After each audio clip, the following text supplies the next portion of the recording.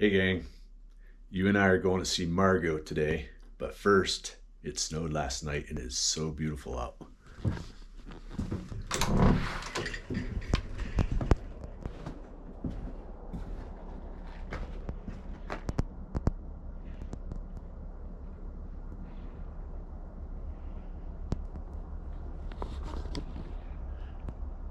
First big snowfall of the year. It's kind of warm, so if everything's sticking to the trees and it's going to be kind of icy, and we have to head over Teton Pass, so it's going to be quite the drive. Let's go. All right, we're on the road. Slow going. Roads are slick. Like I mentioned, it's warm. It's 30 degrees. Normally this time of year we get snow. It stays cold, but it's going to be slick today. Headed over Teton Pass. Teton Pass is, I think, just over 2,500 foot climb in the vehicle, going from Wyoming to Idaho. And that's the corridor, the Teton Pass, up and over the hill into Idaho. Margot lives in Idaho. So who's Margot? If you have my book, The Cool Impossible, you will recognize Margot in the last chapter. Margot is one of the athletes I've worked with the longest. And why am I going to visit Margot? If you've kind of paid attention to my channel, last few videos, gotta slow down here. We're probably fighting traffic coming into town for work. It's about 8:50 in the morning, and we've probably got ski traffic going out. So it's slow going. Teton Pass is also the prime area for backcountry skiing here in Jackson. So a lot of times skiers will drive up to the top of the pass and park and then do their backcountry skiing from there. A lot of times that's kind of their routine before work. So they'll hit the pass, do a couple laps on the pass, and then head into work. So we're fighting that traffic too, but we'll see them on top as we start to do our climb. We're still about 2 miles out. But back to Margot. Why am I going to see Margot? Let's rewind. Go back a few videos, and I kind of posted some cryptic videos of my trips to California last few weeks. And the exciting news is that there's going to be a new book, Born to Run 2. At least that's the working title. And you're getting first beta on all this. Nobody knows this. We're starting to put the word out a little bit, but again, it's a working title, Born to Run 2, the ultimate training guide. And what's exciting about this, little accident. What's exciting about this is that I'm teaming up with Christopher McDougall to write this. So I'm going to be co-author of Born to Run 2 with Christopher McDougall. And that's really exciting. And so these last couple trips, I've been to California 2 times in the last month, doing some photo shoots for the book. And I will be posting kind of along the way. I think it'll be fun to kind of take you along the process of writing a book. We're under a really, really short deadline. This has to be done by mid-January for an October 2022 release. We want it ready for the London Marathon and for Christmas time next year. So tight window, but I'll take you along as long as, or as much as I can, and as much as I think it's kind of worthy of telling the story.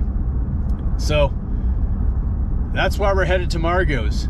We're gonna do a photo shoot over at Margot's, and she's gonna throw in some recipes for this book.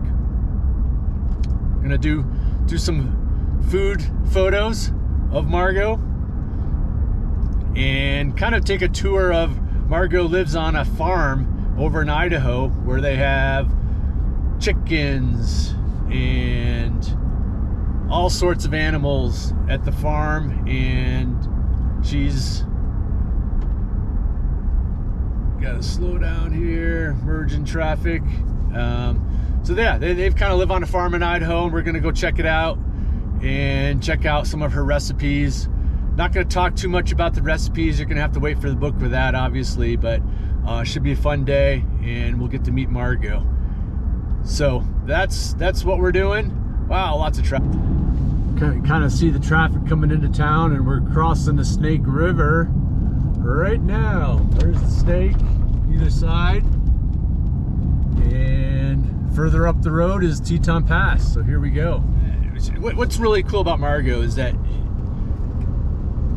she has done just about most any type of endurance competition out there that you can think of. We first started with triathlon. She started doing half marathons or half Ironmans, and then graduated to Ironmans. I think she's done 7 Ironmans, including qualifying for the World Championships. And then she segued into mountain running. She's done 50K, 50 mile, 100K, 100 mile, 200 mile, and she's done several 5 to 7 day stage races, and all at a high competitive level. So it's just a cool story. It's been a great working with her because she's just so open to trying new things and excelling at new things. And I think, you know, that's really what this channel is about, is finding all those little ways to always continue to improve. And Margot's really the kind of the poster child for my coaching and the message I want to kind of get out there with this channel. So it's going to be cool to see her. I haven't actually seen her in quite a while because of COVID and all that jazz. So getting back to Born to Run 2 for a minute. Again, working title. Whether it sticks or not, we're not sure. A little behind the scenes info. Chris and I love the title. No brainer. Publishers aren't so sure, so we'll see where that goes, and I'll keep you posted. But so far, that's the working title. And I've read the first 2 chapters, and you're gonna love it. It's just pulls in, refreshes your mind about the great message of Born to Run, and how Chris and I got together to start this whole journey of Born to Run, and now Born to Run 2, and what the last 15 years has meant to Chris's running. And also pulls in Margot's story. And just really, I read chapter 1, and I was like, I wanted to go back and read Born to Run again. It just got me so amped to dive into this book and to really start putting it together. So I know you're gonna love it, and it's coming together really, really well. And that's and it's gonna be cool to kind of see Margot's side of how her story kind of fits into what we're gonna tell to you guys. It's getting a little blustery. The roads aren't so bad though, so we're a lot of traffic coming down.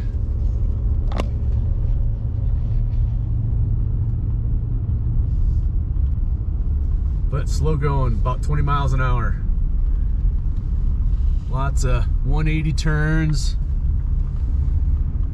Real mountain driving.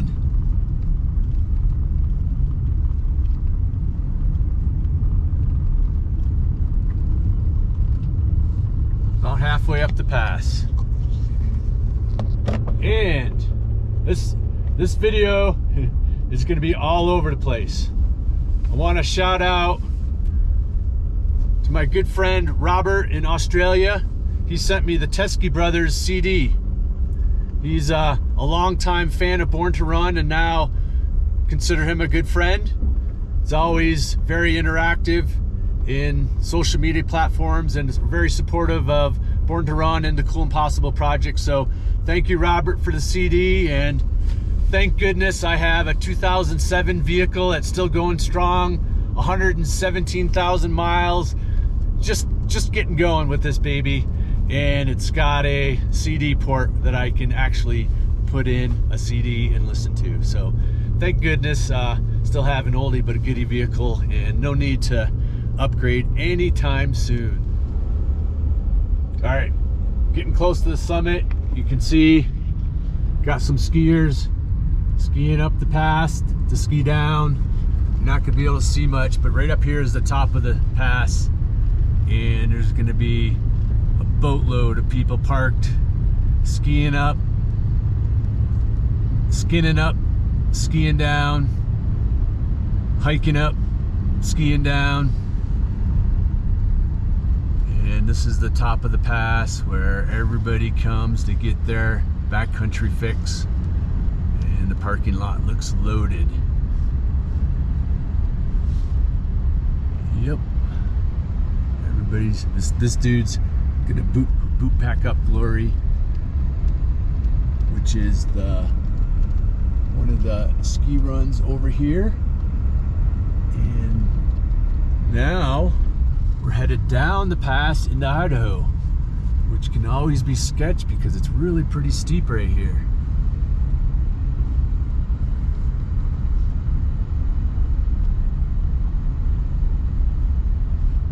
Yeah, so up there's Glory, which is one of the ski runs that people will boot pack up and then ski down into this area here and then have to boot pack back up to the parking lot or hitchhike.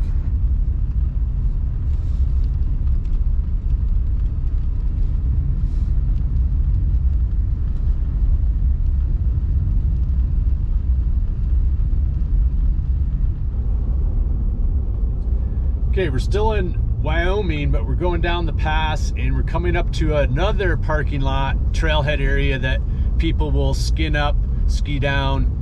Great mountain, great run in the summertime, and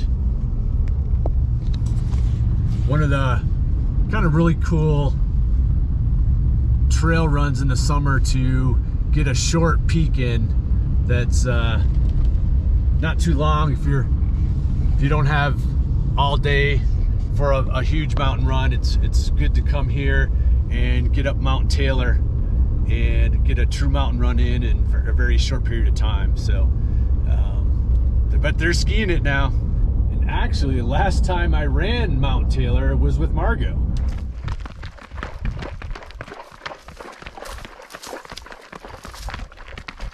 $2,500 feet.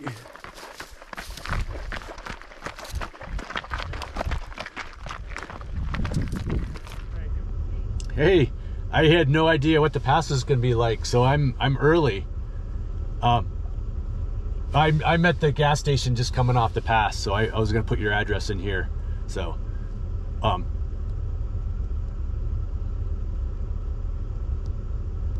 okay. Okay. All right, I'll see you in a little bit. Bye.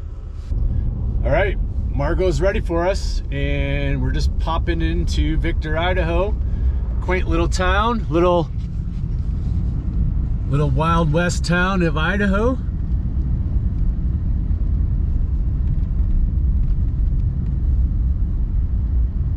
A lot of cool little shops, places to eat, but very, very tiny. The one traffic light in town.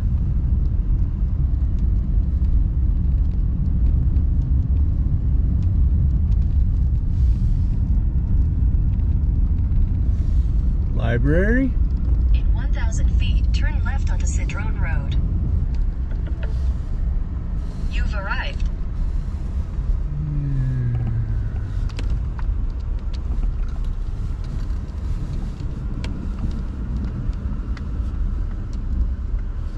Blowing over here, because that's what it's like in there. All right, so what's it like to live in Victor, Idaho? We enjoy the quietness. Yeah. Over here, it's, you know, we got a lot of land, so it's quiet. Yeah. Good place to raise a family. Yeah. Too bad you missed Chris. We should have Chris. Exactly. So Chris now coming in. you're gonna show me around the land, right? Yeah. All right. Yeah, we're gonna do some chores, Eric. No chores. Look out. Let's go do some chores. Manure. Yeah. All right, Eric. All bundled up. All bundled up, ready to do some animals.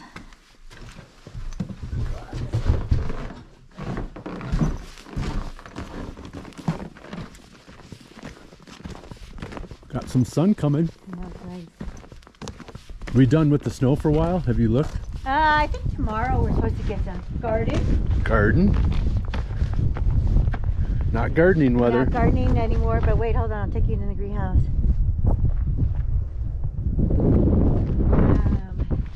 My tomatoes.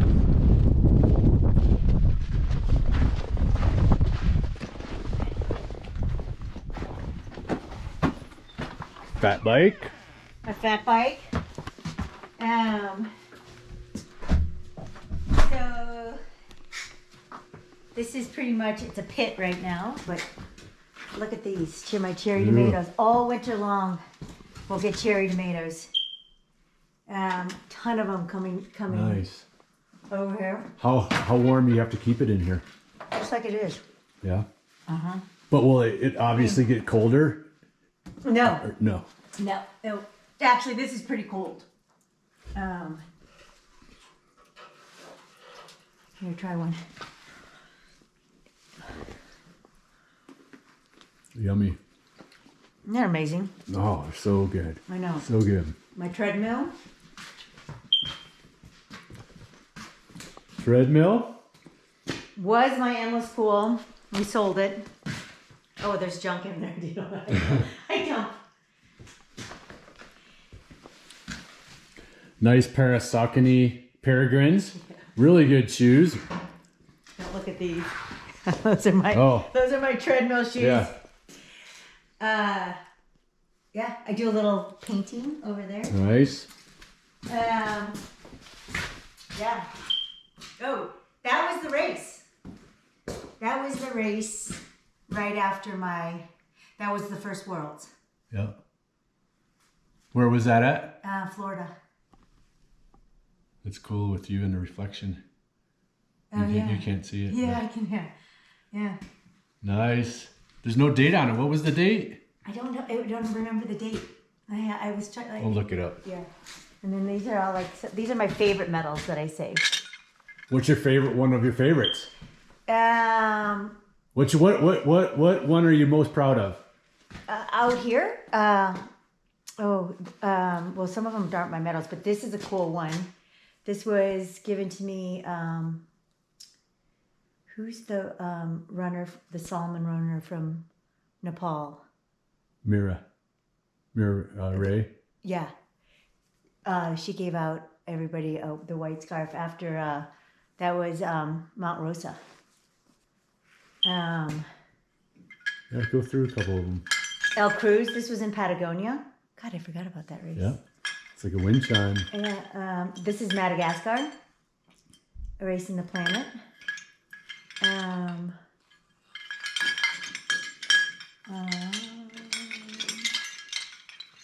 don't know. There's a bunch of different ones in here. No, Tour Giant. What'd you get for Tour Giant? A jacket. Oh. They didn't do medals. This is UTMR. They didn't do. See that one. Right here. Was that one of your favorite races? It was the reality check race. Right. Over here, but you can't see these. These are all my awards that I just keep in here. One of my favorite. This is Monument Valley. Oh yeah. So the Native American who are which I don't know what tribe. Probably Navajo. Navajo. So you're on their land. Yep. Yep. And then they make the awards. Wow, that's cool. Yeah. Third place female. Those were some of my triathlons. It's kind of all falling apart now. Yeah, that was another Monument Valley. They're all over here. Anyhow. As you can see, I don't really care. But I kept them. We care, but we don't. Them. We care, but we don't. We Yeah. keep them, but we don't really. All right, I'll show you the chickens first. Oh, Bella, come here.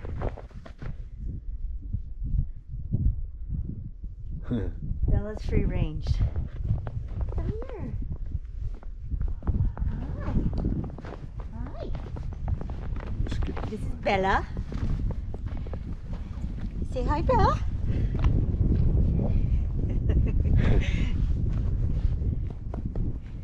But watch. She'll come in with me. With that Bella. She's like a dog. That's Dave. Hey, Bella. But keep walking in and she'll come in and you can turn around.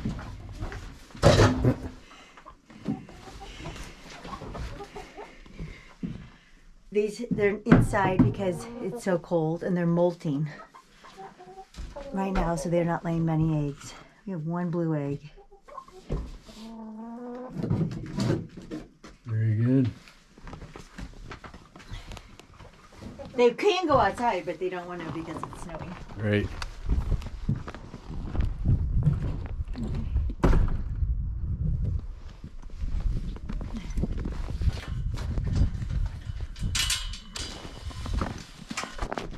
Older horses will come in for some protein.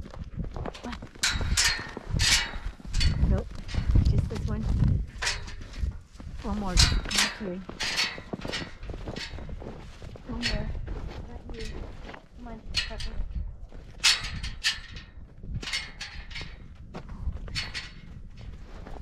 All right. Nope, nope, nope. Just Eric. Nope.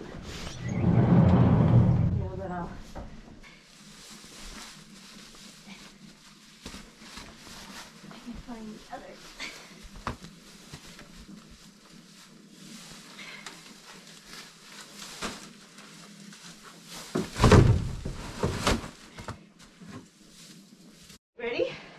This way? Yep, and then you can close that. I'm not worried about that one. Take it for a little spin.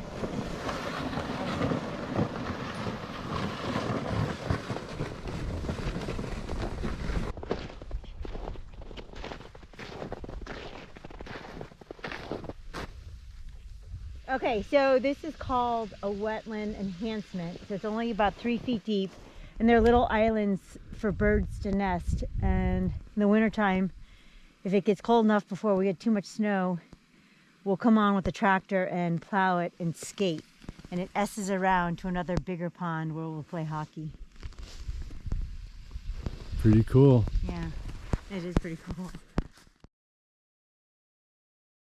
All right, our last break before peak. So, Tour Giants. Let's get the fun stuff over with. How old were you? 50. I don't know. 51? I think 51. Okay. And how did you do?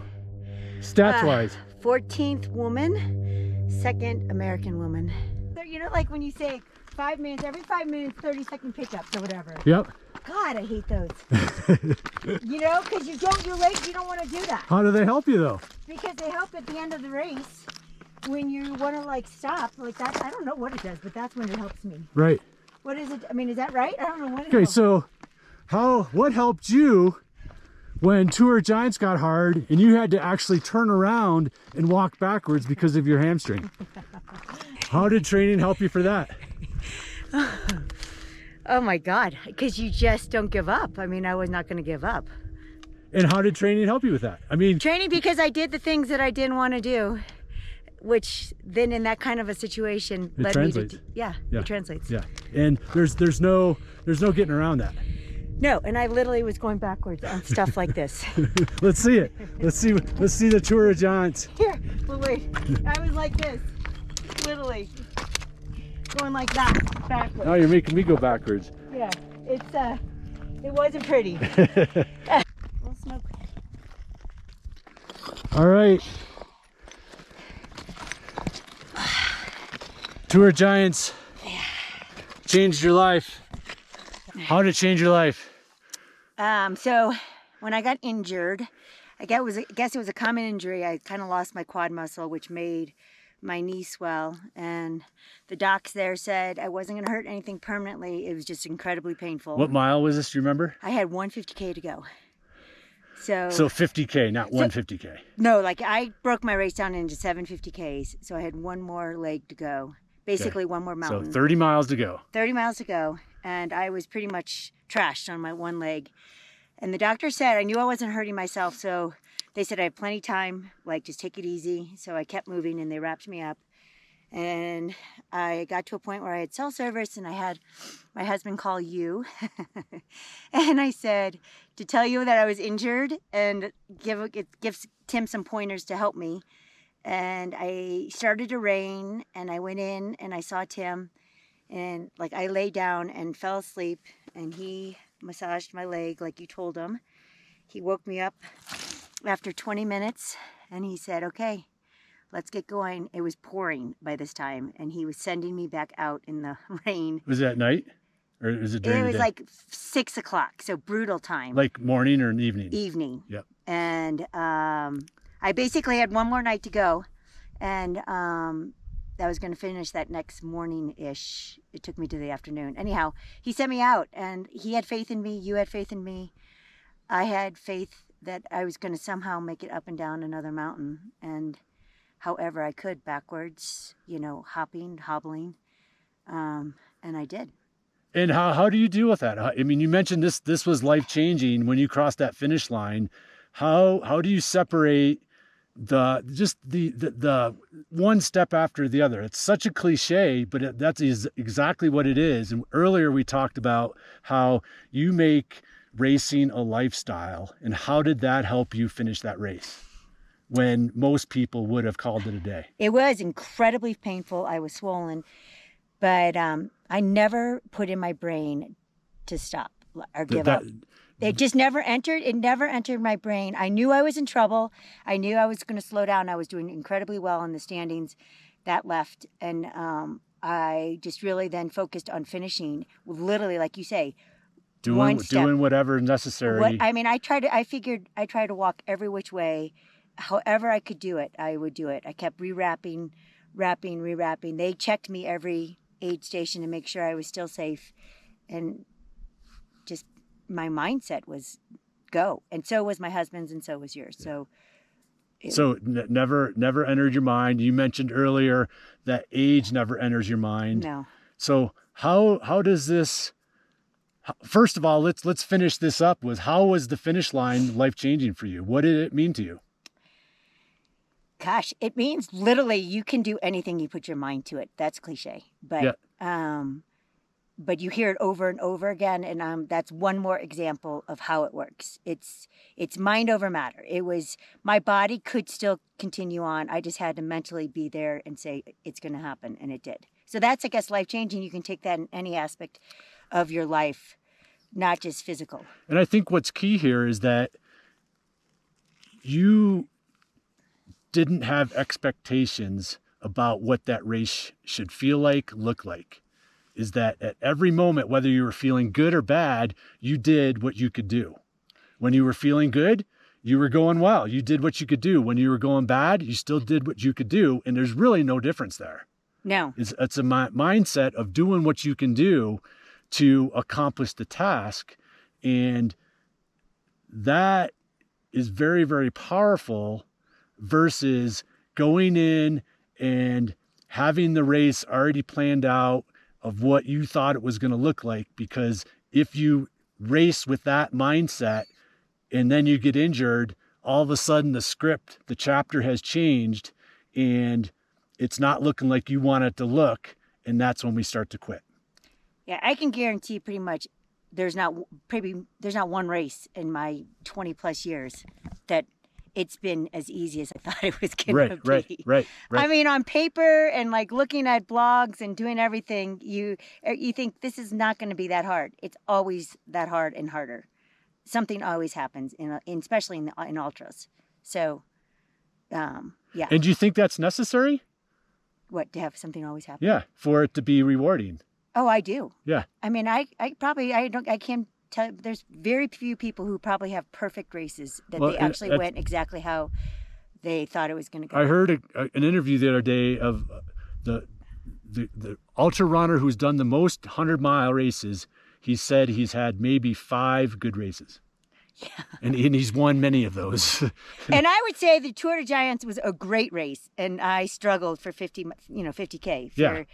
But it was an amazing race because of that hardship, but also because of just getting through and being what they call a giant. You were a star for a day out there. Yep. All right, so let's wrap this around, bring it full circle. We're on top of the summit. And what would you say to someone who maybe is concerned about getting older as an athlete and maybe slowing down, or don't think that they can achieve something as they got older, but you had your ultimate race at 51? What would you say to that person? I would say to that person, don't worry about like slowing down. Again, it's a mindset. It's not about age. It's about what you want to do and just figuring out a way to do it. If you want it, go do it. Keep evolving.